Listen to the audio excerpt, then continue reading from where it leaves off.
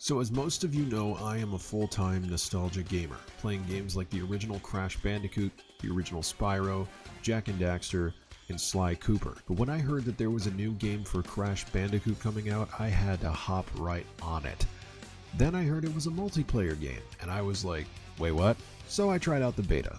Yeah, I got a hold of the beta code, I tested out some Crash Team Rumble, and I gotta say, the gameplay was addicting. So very addicting. As you know, things were in the beta, so obviously there were some things that lacked at first. So I waited until I was able to snag Crash Team Rumble. I waited for some reviews, I waited for some friends to tell me how the game actually was, and it's been a week now of me owning the game, and I gotta say, wow. This game is even more addicting now than I thought it was in the beta. So let's go over some things.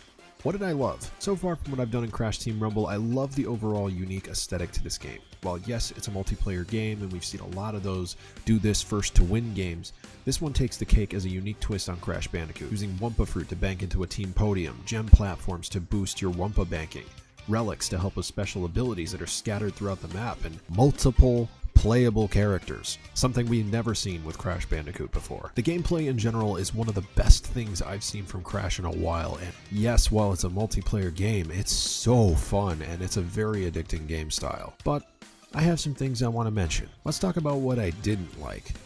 Well, there's a multitude of different things to pick apart from the Crash Team Rumble.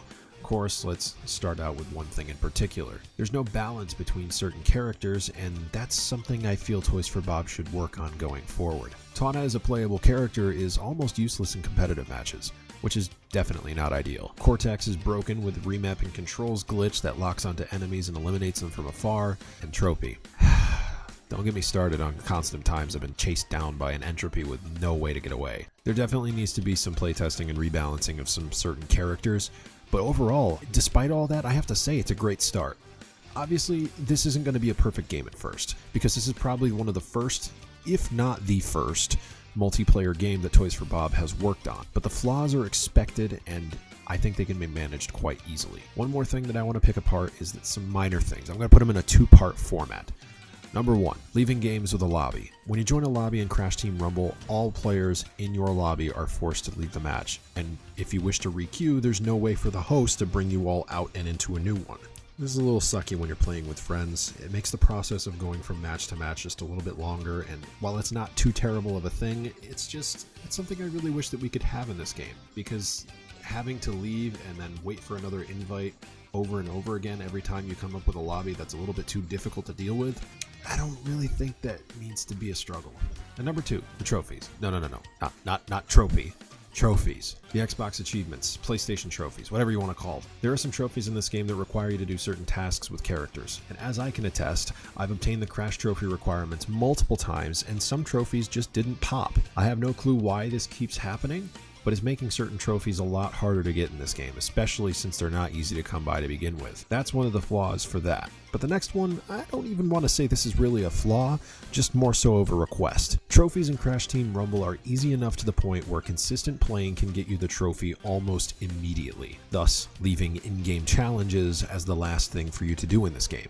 Which, while those are all tedious, trophy hunters like myself will feel like we've accomplished everything we can do. My request to Toys for Bob for Crash Team Rumble going forward is to consistently add new trophies each time new characters come to the game. While I don't know their plans for characters at this current moment, or whether it'll be a paid thing for some of them, I would love to have new challenges for certain characters. For example, let's say Ripperoo comes to the game. Winning a match with Ripperoo could be a trophy, or dropping a nitro crate on 3 enemies at once in a single competitive match could be a trophy. Whatever their abilities are, honestly, I feel like those kinds of trophies will just add to the fun of wanting to complete more and more in Crash Team Rumble. Overall, this game was phenomenal, and yes, like I keep saying over and over again, it's a multiplayer game, so there are some rage moments and some times where I question myself as to why I put myself through multiplayer torture, but like I said, the game is addicting. I highly recommend this to anyone and everyone that can play the game. Like, as I said, one of my most favorite things is just the aesthetic of the gameplay and how fun it is to just go into a match with your friends and mess around, bank things into a team bank, collect relics, get these cool new abilities like rolling around in beach balls, spiky jungle balls, turning yourself into a giant spirit guardian and tackling the entirety of the enemy team. All these things are just so cool to have in a multiplayer game, and they just did it flawlessly. Oh, and let me just say, the weekend events, all the different challenges to do, the extra XP, all the cool cosmetics you can do for the battle passes in this game, they're just doing it in a way that it works. And that's hard to say with games nowadays. Just take a look at COD.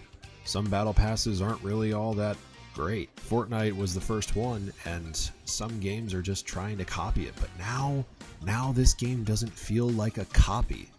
It feels like its own thing, and it's worth it. So, like I said, the game's addicting. I highly recommend it to anyone and everyone that could play this game. And hey, Activision, Toys for Bob, anyone really that could get in contact with me. I would love to continue supporting this game, and I think I will, regardless if I get contact from anyone at all. So hey, I'm here. You reach out to me, I'll do absolutely anything you ask. But for all of you lovely viewers and people who are out there trying to figure out if Crash Team Rumble's the game for you, I highly recommend it. And honestly, I hope this gameplay that you're seeing in the background footage helps you and makes you feel like you want to get it too. So go out there, snag Crash Team Rumble. Standard Edition is available in stores or digital for $29.99 US, and the Deluxe Edition is available for $39.99 US. Now, excuse me while I get ready to rumble. Crash Team Rumble for the next 24 hours. Not really. Well, maybe.